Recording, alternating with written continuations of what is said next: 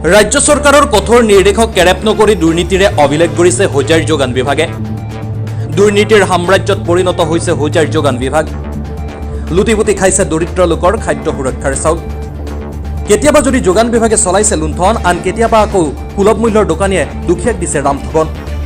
মুঠতে লুণ্ঠনৰ ৰম্যভূমিলৈ পৰিণত হৈছে হোজাইৰ যোগান বিভাগ। কিছুদিন পূৰ্বে হোজাই যোগান বিভাগে খাদ্য সুৰক্ষাৰ চাউল আত্মহাতৰ উত্থাপিত হৈছিল অভিযোগ। এইবাৰ পুনৰ হোজাইৰ যোগান বিভাগৰে এগৰাকী সুলভ মূল্যৰ দোকানীয়ে চলাইছে লুণ্ঠন। এক কথাত ক'বলৈ গ'লে হোজাইৰ যোগান বিভাগত লুণ্ঠনৰ উজান উঠিছে। হোজাইৰ যোগীজান সমবায় সমিতিত সংঘটিত হৈছে এইবাৰ বৃহৎ দুৰ্নীতি। যোগীজান সমবায় সমিতিৰ সুলভ মূল্যৰ দোকানীয়ে লুটিপুটি খাইছে দুখীয়া দৰিদ্ৰ লোকৰ খাদ্য সুৰক্ষাৰ চাউল। মনিজা খাতুন নামৰ সুলভ মূল্যৰ দোকানীৰ বিৰুদ্ধে উত্থাপিত হৈছে খাদ্য সুৰক্ষাৰ চাউল আত্মহাতৰ অভিযোগ। উল্লেখযোগ্য যে হোজাই যোগান বিভাগে 2021 চনৰ আগষ্ট মাহৰ NFSAৰ চাউল আত্মহাত কৰাৰ বাতৰিয়ে কিছুদিন পূৰ্বে দখল কৰিছিল সংবাদ শিৰোনাম।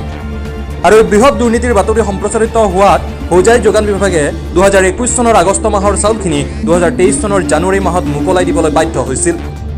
অভিযোগ অনুসৰি দুৰ্নীতিৰ পিছত মোকলাই দিয়া চাউল প্ৰতিটো ৰেচন কাৰ্ড হিতাধিকাৰীয়ে 29 কিলো 500 গ্ৰামকৈ চাউল পাব লাগে। কিন্তু সুলভ মূল্যৰ দোকানী মনিজা খাতুনে যোগান বিভাগে বান্ধি দিয়া নীতি নিয়মক কেৰেপ নকৰি গাঁৱৰ দুখীয়া দৰিদ্ৰ তথা সহজ সৰল লোকক ৰামঠগন দি আহিছে।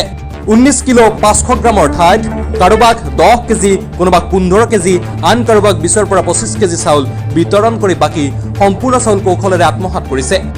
পূৰ্বে দুখীয়া মানুহক চাউল কমকৈ দিয়াৰ উপৰিও গ্ৰাহকক বহুতো দুৰ্ব্যৱহাৰ কৰাৰ অভিযোগ আছে মনিজা খাতুনৰ বিৰুদ্ধে। এই দুৰ্নীতিকাৰী সুলভ মূল্যৰ দোকানীৰ বিৰুদ্ধে এক উচ্চ পৰ্যায়ৰ তদন্ত বিচাৰিছে বৃহত্তৰ অঞ্চলটোৰ সচেতন ৰাইজে। একেদৰে এই বৃহৎ দুৰ্নীতিত বিভাগীয় কোনোবাৰ হাত থকাৰ সন্দেহ প্ৰকাশ কৰি এক ন্যায়িক তদন্তৰ জৰিয়তে দুখীয়া দৰিদ্ৰ লোকৰ খাদ্য সুৰক্ষাৰ চাউল হৰলুকি কৰা সুলভ মূল্যৰ দোকানী আৰু ঘটনাৰ লগত জড়িত সকলৰ বিৰুদ্ধে শাস্তিমূলক ব্যৱস্থা গ্ৰহণৰ দাবী তুলিছে বহু দৰিদ্ৰ পৰিয়ালে। উল্লেখ্য যে এই প্ৰতিবেদনৰ পিছত হোজাই মহকুমাধিপতি তথা ৰাজ্য চৰকাৰে কি ব্যৱস্থা গ্ৰহণ কৰে বা নকৰে সেয়া পৰৱৰ্তী প্ৰতিবেদনত সবিস্তাৰে প্ৰকাশ পাব। 2021 চনৰ আগষ্ট মাহত হোজাই জিলা যোগান বিভাগ আৰু জনকল্যাণ সমবায় সমিতিয়ে প্ৰায় 17,000 কুইণ্টেল চাউল আত্মসাৎ কৰাৰ যোজা চলাইছিলে। এই খবৰটো আমি ৰাষ্ট্ৰীয় সুৰক্ষা মহামিছন ভাৰতে গম পাই আমি ইয়াৰ ওপৰত এক উচ্চ পৰ্যায়ৰ তদন্ত বিচাৰি উপায়ুক্ত মহোদয়ক আমি এখন মেমোৰেণ্ডাম দাখিল কৰিছিলোঁ। এই বাতৰিটো বিভিন্ন সংবাদ মাধ্যমে সেই বাতৰিটো প্ৰচাৰ কৰিছিলে আৰু অৱশেষত 2023 চনৰ জানুৱাৰী মাহত যোগান বিভাগে তাৰে কিছুমান চাউল কিছুমান সমবায় সমিতিক মোকলাই দিছিলে।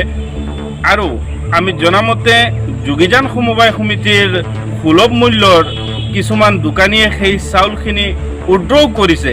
কিন্তু মনিজা খাতুন আৰু কিছুমান ডিলাৰে সুলভ মূল্যৰ দোকানীয়ে এই চাউলখিনি দুখীয়া দৰিদ্ৰ লোকসকলক 10 কেজি 15 কেজিকৈ দি বাকী চাউলখিনি আত্মসাৎ কৰাৰ এক যোজা চলাইছে। আমি এই সুলভ মূল্যৰ দুৰ্নীতিকাৰী সুলভ মূল্যৰ দোকানী কেইজনক ধিক্কাৰ জনাইছোঁ আৰু এই মনিজা খাতুনৰ দৰে সুলভ মূল্যৰ দোকানীৰ ওপৰত বিহিত ব্যৱস্থা ল'বলৈ জিলা প্ৰশাসনক আমি দাবী জনাইছোঁ। যমুনামুখৰ পৰা মইনুদ্দিন চৌধুৰী, নীলবাগানৰ পৰা তাজউদ্দিন তালুকদাৰ আৰু ষ্টাফ ৰিপৰ্টাৰ হাছনুল ইছলামৰ সহযোগত ডিজিটেল ডেস্ক নিউজ টাইম।